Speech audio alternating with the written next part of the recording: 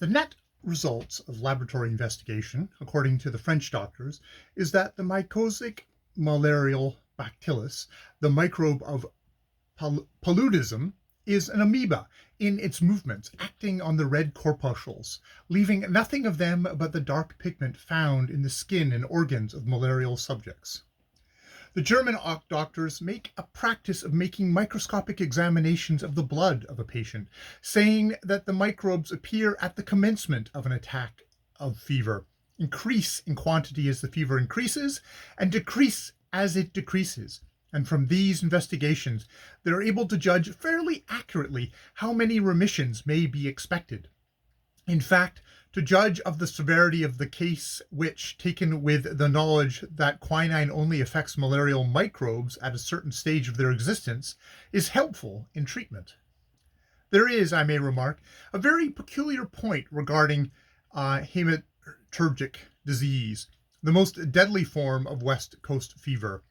This disease, so far as we know, has always been present on the southwest coast, at Loando, the lower Congo and Gabon, but it is said not to have appeared in the rivers until 1881, and then to have spread along the west coast.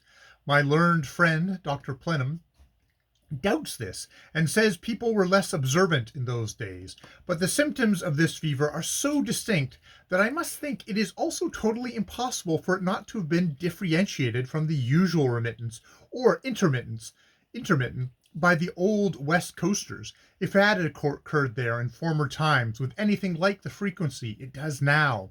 But we will leave these theoretical and technical considerations and turn to the practical side of the question. You will always find lots of people ready to give advice on fever, particularly how to avoid getting it.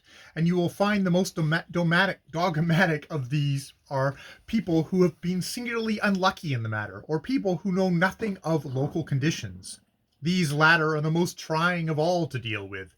They tell you, truly enough no doubt, that the malaria is in the air, in the exhalations from the ground, which are greatest about sunrise and sunset, and in the drinking water, and that you must avoid chill, excessive mental and bodily exertion, that you must never get anxious or excited or lose your temper.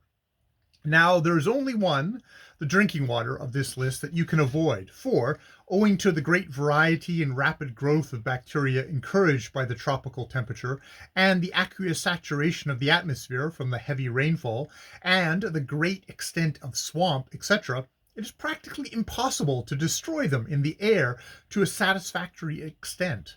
I was presented by scientific friends, when I first went to the West Coast, with two devices supposed to do this.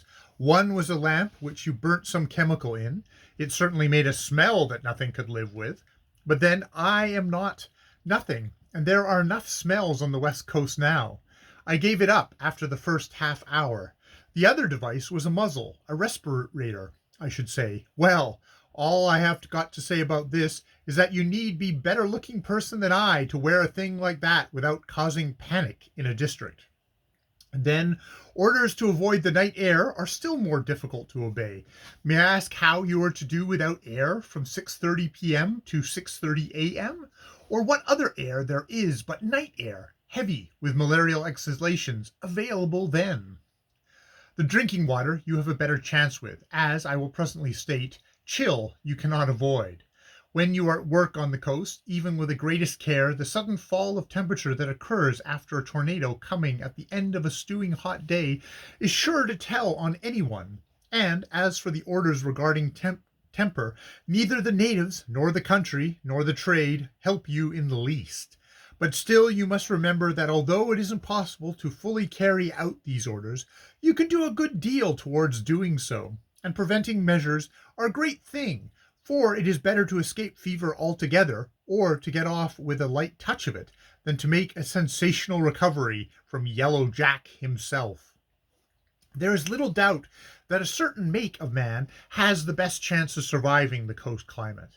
An energetic, spare, nervous, but light-hearted creature, capable of enjoying whatever there may be to enjoy, and incapable of dwelling on discomforts or worries. It is quite possible for a person of this sort to live and work hard on the coast for a considerable period, possibly with better health than he would have in England. The full-blooded, corpulent, and vigorous should avoid West Africa like the plague. One after another, men and women who looked, as the saying goes, as if you could take a lease of their lives, I have seen come out and die, and it gives one a sense of horror when they arrive at your West Coast station, for you feel a sort of accessory before the fact to murder. But what can you do except get yourself laughed at as a croaker and attend the funeral? The best ways of avoiding danger of the night air are to have your evening meal about 6:30 or 7. 8 is too late. Sleep under a mosquito curtain, whether there are mosquitoes in your district or not, and have a meal before starting out in the morning. A good hot cup of tea or coffee, and bread and butter, if you can get it. If not, something left from the last night's supper, or even aguma. Regarding meals, of course, we come to the vexed question of stimulants. All the evidence is in favor of alcohol, of a proper sort, taken at proper times and in proper quantities, being extremely valuable. Take the case of the missionaries, who are almost all teetotalers. They are young men and women who have to pass a medical examination before coming out, and whose lives on the coast are far easier than those of other classes of white men, yet the mortality among them is far heavier than in any other class. Mr. Stanley says that wine is the best form of stimulant, but it should not be taken before the evening meal. Certainly on the southwest coast, where a heavy but sound red wine imported from Portugal is the common drink, the mortality is less than on the west coast. Beer has had what one might call a thorough trial in Cameroon since the German occupation, and is held by authorities to be the cause in a part of the number of cases of rheumatic fever in that river being greater than in other districts. But this subject requires scientific comparative observation on various parts of the coast, for Cameroon is at the beginning of the southwest coast, whereon the percentage of cases of hematurgic are to those of intermittent and remittent fevers is far higher than on the west coast. A comparative study of the diseases of the western division of the continent would, I should say, repay a scientific doctor if he survived. The material he would have to deal with would be enormous, and in addition to the history of hematurgic, he would be confronted with the problem of the form of fever, which seems to be a recent addition to West African afflictions, the so-called typhoid malaria, which of late years has come into the rivers and apparently come to stay. This fever is, may I remark, practically unknown at present in the southwest coast regions, where the sun for garbage plan is adhered to. At present, the treatment of all white man diseases on the coast practically consists in the treatment of malaria, because whatever disease a person gets hold of takes on a malarial type, which masks its true nature. Why, I knew a gentleman who had as fine attack of the smallpox as anyone could not wish to have, and who for days behaved as if he had remittance, and then burst out into the characteristic eruption, and only got all his earthly possessions burnt, and no end of carbolic acid dressing for his pains. I do not suppose this does much harm, as the malaria is the main thing that wants curing, unless Dr. Phelan is right and quinine is bad in hematurgia. His success in dealing with this fever seems to support his opinion, and the French doctors on the coast who dose it heavily with quinine have certainly a very heavy percentage of mortality among their patients with the hematurgic, although in the other forms of malarial fever they very rarely lose a patient. But to return to those preventive measures, and having done what we can with the air, we will turn our attention to the drinking water. For, in addition to malarial microbes, the drinking and washing water of West Africa is liable to contain dermazootic and entozootic organisms, and if you don't take care, you will get from it into your anatomy Taenia vesicolor, Taenia declavans, Taenia circundata, Taenia secosis, Taenia fabosa, or some other member of that wretched family, let alone being nearly certain to import Trvls Trvls disper, Ascarius lumbricodius, Oxia vermiculars, and 8 varieties of nematodes, each of them with an awful name of its own and unpleasant consequences to you, and lastly, a peculiar abomination, a filaria. This is not what its eponymous name may lead you to suppose, a fern, but it is a worm which gets into the white of the eye and leads there a lively existence, causing distress, itching, throbbing, and pricking sensations, not affecting the sight until it happens to set up inflammation. I have seen the eyes of natives simply swarming with these filaria.